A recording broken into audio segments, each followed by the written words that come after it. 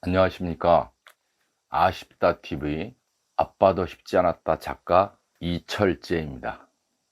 지난 시간에는 어떤 회사를 선택할 것인가에 대해서 말씀드렸습니다. 오늘은 여러분 나름대로 여러분 기준에 의해서 여러분의 미래 가치를 높일 수 있는 훌륭한 회사를 선택했다는 전제하에 입사한 후에 어떤 마음가짐으로 회사 생활을 시작해야 하는지에 대해서 말씀드리고자 합니다.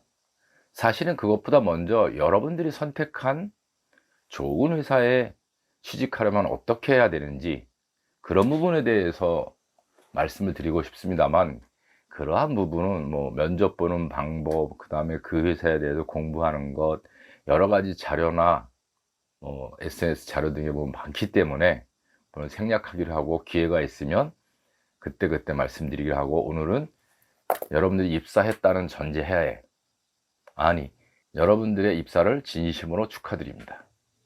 회사에 처음 입사하면 누구나 다 사회 초년생입니다.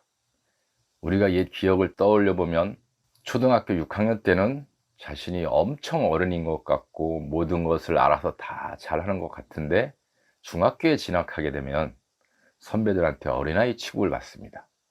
또 고등학교에 진학하면 또 마찬가지고, 대학교에 가면 심지어 10년 차이 정도 나는 선배들, 그리고 직장에 다니는 선배들 만나게 되고 역시 또 초년생 취급을 받습니다. 그렇습니다. 여러분들 30년 정도 태어나서부터 여러 가지 준비를 거쳐서 훌륭한 회사에 입사를 했는데, 회사에 입사하고 나면 당연히 또 초년생 취급을 받습니다.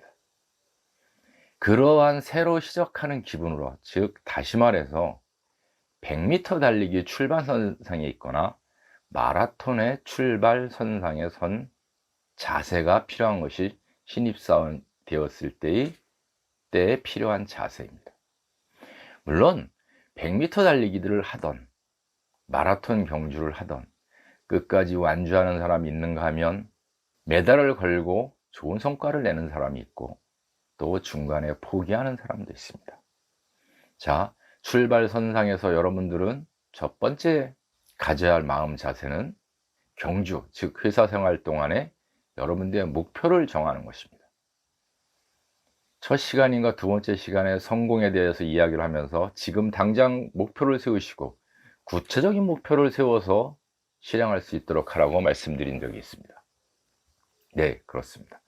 여러분들 회사 생활에 목표를 세워야 됩니다.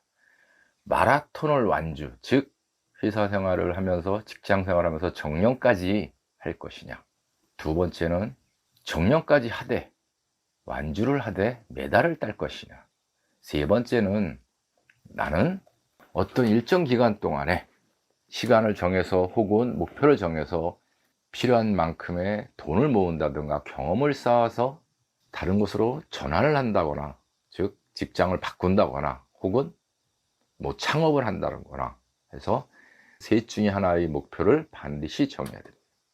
그 다음에 두 번째 할 일은 신입사원 생활을 시작해서 1년에서 3년 정도는 조직에서도 저 친구가 훈련하는 시기이다 하면서 어디에 배치할지, 어떤 부분이 유능할지, 우리 회사에서는 어디에 맞는 사람인지를 찾게 됩니다. 그 3년 동안에 여러분들의 회사 생활을 하기 위한 멘토를 정하셔야 됩니다. 멘토라는 것은 꼭 가르침을 받는 것이 아니라 여러분 스스로 정해서, 그 상대방이 회사에서 강제로 정해주는 멘토가 아니라 내가 생각하는 멘토, 회사의 CEO일 수도 있고 회사의 회장님일 수도 있고 회사의 우리 부서의 팀장일 수도 있고 아니면 자기 동료일 수도 있습니다. 이러한 부분에서만큼은 나는 저 사람만큼 해야지, 또 필요하면 그 사람을 찾아가서 조언을 구할 수도 있습니다. 멘토라는 것은 여러분의 회사 생활을 하면서 시기적으로 멘토의 대상을 바꿔도 됩니다. 그러면서 그 사람의 좋은 점은 내 것으로, 그 사람의 나쁜 것은 타산지석을 삼아서 똑같이 하지 않는 것, 그런 상대를 정하는 것이 중요합니다. 신입사원의 시작하는 출발선상에서 회사 생활, 직장 생활에서의 목표를 설정할 것, 두 번째는 내가 이 회사에서 성공하기 위해서는 어떤 사람을 벤치마킹할지 멘토를 설정하는 것, 두 가지에 대해서 말씀드렸습니다. 전 시간에 회사의 좋은 점 세 가지를 말씀드린 적이 있습니다. 그 첫 번째는 월급을 준다는 것, 두 번째는 승진시켜 준다는 것, 세 번째는 다양한 사람을 만날 수 있다는 것 말씀드렸습니다. 그러면 오늘은 회사의 나쁜 점 세 가지는 무엇일까요? 일과 사람과 돈입니다.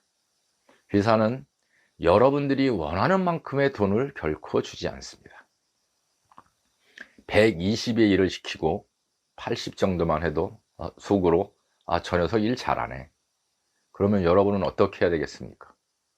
120의 일을 받았을 때 140의 일을 한다는 자세로 일을 하면 여러분은 80에서 100을 달성할 것이고 능력 있는 사람으로 인정받을 것입니다. 두 번째는 여러분들이 하고 싶은 일을 못한다는 것입니다. 회사는 여러분들이 나는 A라는 일을 하고 싶어. 그렇지만 A라는 일은 가라는 사람한테 맡겨도 할 수 있는 일이기 때문에 여러분이 능력이 있다면 여러분들에게는 B라는 일을 시킬 것이고, 또 여러분이 A라는 일을 할 능력이 없는데 여러분들이 원한다고 해서 되는 것이 아니고, 능력이 없다고 판단하면 위에서는 C라는 다른 일을 시키는 것입니다. 세 번째는 여러분들이 일하고 싶은 사람과 일 못한다는 것입니다. 제가 어떤 상사와 일을 하면 더 시너지 효과가 나서 잘 될 것 같은데, 회사는 그렇게 사람을 구성해 주는 것이 아니라 일의 목적과 시간, 목표를 봐서 어떤 사람을 가나다, 가불병 조직을 만들어서 일을 시키는 것이지, 한 사람이 원하는 대로 일을 시키는 것은 아닙니다. 회사는 목표를 정하고 그것을 달성하고 그 결과를 먹고 사는 조직입니다. 여러분들이 할 수 없는 세 가지에 대해서 잘 대처를 하셔야 하며, 여러분들이 조직생활, 회사생활을 하면서 마음대로 할 수 있는 것은 안타깝게도 딱 한 가지밖에 없습니다. 사표를 내는 것. 안타깝지만 회사생활에서 여러분 마음대로 할 수 있는 것 한 가지입니다. 오늘은 신입사원의 자세, 그리고 출발선상에서 갖춰야 할 부분에 대해서 말씀드렸습니다.